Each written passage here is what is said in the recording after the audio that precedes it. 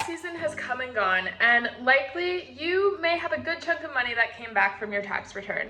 If that's the case, how can you use that to buy a home this year? Welcome back to the Fairway Mid-Atlantic YouTube channel. My name is Michaela, and today we're going to be talking about how you can use your tax return to help you buy a home.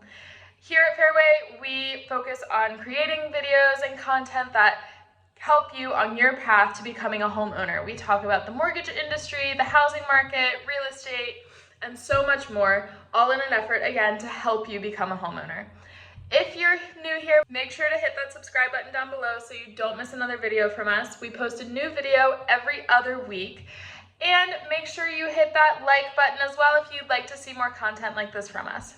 And with that all being said, let's go ahead and jump into this video. So, you did all the work that you had to do to file your taxes. You've done it. Time has passed. You have your tax return likely at this point.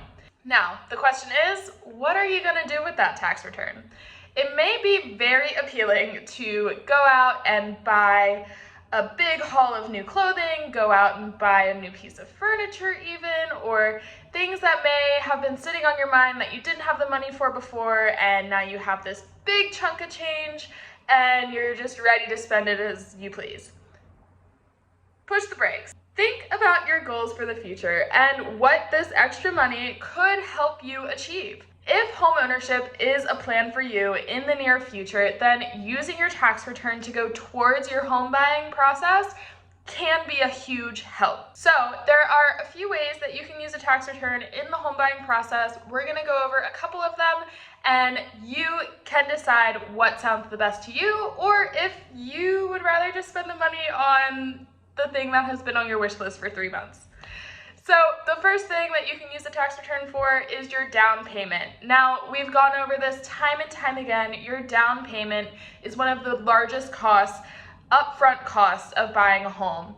On average, home buyers pay around 6% on their down payment for their home. Now, there are other loan program options that allow down payments as low as 3% or even no money down. However, again, most likely you're paying anywhere around 6% of the loan amount on a down payment. Make sure that when you're going to look for your home, you're calculating these down payment numbers so that you know how much you need to have saved in order to make it and close on closing day, and ensure that you're staying within your home buying budget.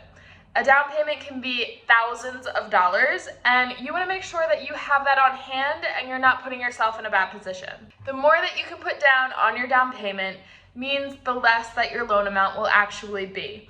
Now, your case may be that you have already saved as much as you are willing to save for your down payment. Now you have this tax return, you can add that on top of what you've already saved, and you're taking another big step into earning more equity on your home.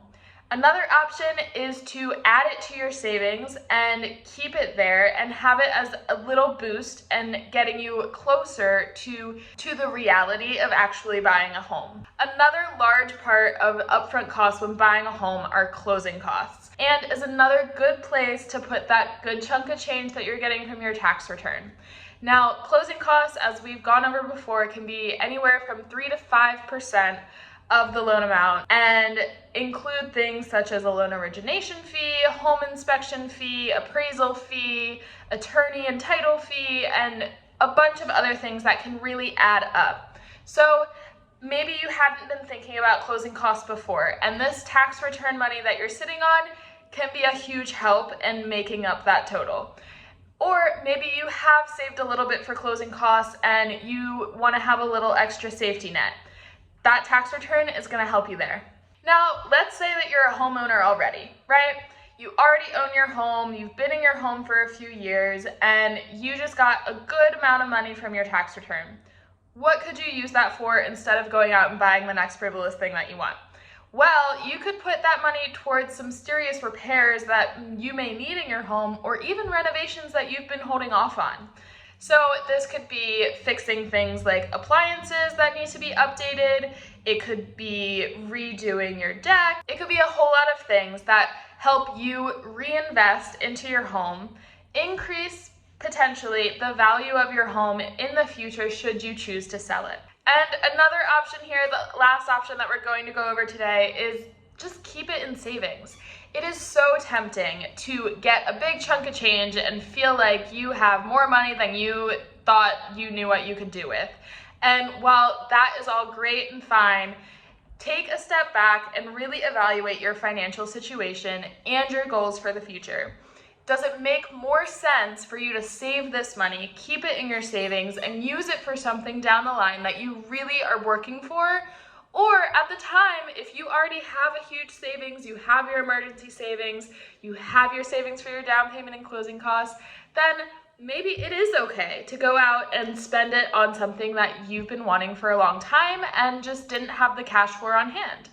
That's totally an option. But you want to make sure that you're making the best financial decision, not just for yourself today, but for yourself and your family in the future. That's all we've got for you guys today. Again, if you just got your tax return and you know that you're starting the home buying process, head to our website and contact one of our loan officers today. They can help guide you on the steps that you may need to take to start the home buying process, save up for that down payment and closing costs, and so much more. Again, thank you so much for watching this video. Make sure you hit that subscribe button and like button down below so you don't miss another video from us, and so that we know to keep bringing you guys this content. Thanks so much again, and we will see you in May.